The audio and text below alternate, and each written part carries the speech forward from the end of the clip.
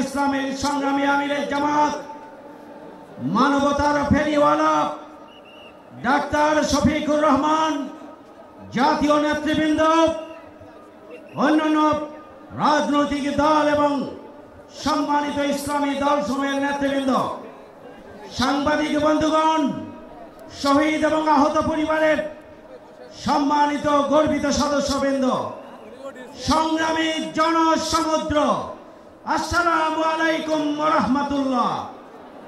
সংগ্রামী ভাইরা আমার, যে জুলাই গণঅভ্যুত্থানের মধ্য দিয়ে আমরা নতুন বাংলাদেশ পেয়েছি, আমরা লক্ষ্য করছি এদেশের 18 কোটি মানুষের আকাঙ্ক্ষা হচ্ছে জুলাই সনদ এবং ঘোষণাপত্র স্বাক্ষর করতে হবে। কিন্তু আমরা লক্ষ্য করছি একটি রাজনৈতিক দল জুলাই গণঅভ্যুত্থানকে সনদ এবং ঘোষণাপত্রে স্বাক্ষরের ব্যাপারে বিরূপ মন্তব্য করছেন। এটি গ্রহণযোগ্য হতে পারে না। জুলাই সনদ হচ্ছে আমাদের জুলাই আগস্ট আন্দোলনের যে ত্যাগ এবং কোরবানি, যে শহীদ এবং আহত, তাদের রক্তের বিনিময়ে যে নতুন বাংলাদেশ, সেই বাংলাদেশের সাংবিধানিক এবং আইনানুগ ভিত্তি রচনার জন্য জুলাই সনদ আমাদেরকে অবশ্যই স্বাক্ষর করতে হবে। জুলাই সনদে বাংলাদেশ এই রাষ্ট্র প্রতিষ্ঠার ভিত্তি হিসাবে 47 থেকে 71 এবং পরবর্তীতে বিভিন্ন গণতান্ত্রিক আন্দোলনের ধারাবাহিকতায় জুলাই গণঅভ্যুত্থানের যে ঐতিহাসিক আন্দোলন, যে ফ্যাসিবাদী আন্দোলন, সেটাকে সাংবিধানিক এবং আইনগত ভিত্তি দিতে হবে।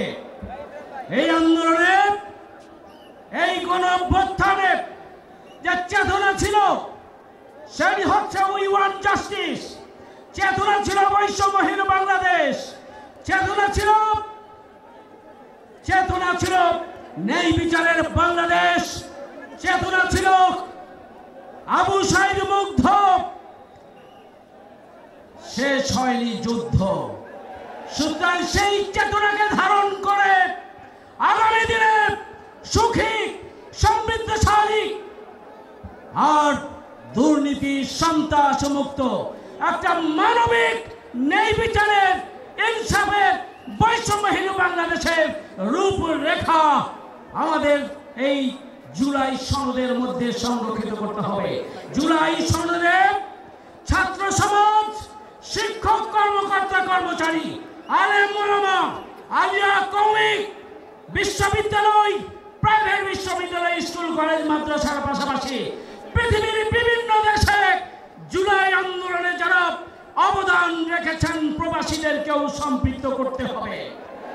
সংগ্রামী ভাইরা আমার, জুলাই এই সনদের মধ্যে আগামী দিনে রাষ্ট্র সংস্কার এবং সংবিধান সংস্কারের মাধ্যমে আগামী দিনে এমন একটি বাংলাদেশ প্রতিষ্ঠার স্বপ্ন থাকবে, যে বাংলাদেশ আগামী দিনে নতুন কোনো ফ্যাসিবাদের জন্ম দেবে না। এই জন্য অবিলম্বে জুলাই সনদ স্বাক্ষরের জন্য সরকারকে পদক্ষেপ গ্রহণ করতে হবে। 1-2টি দলের কথাই জুলাই সনদ থেমে থাকবে না।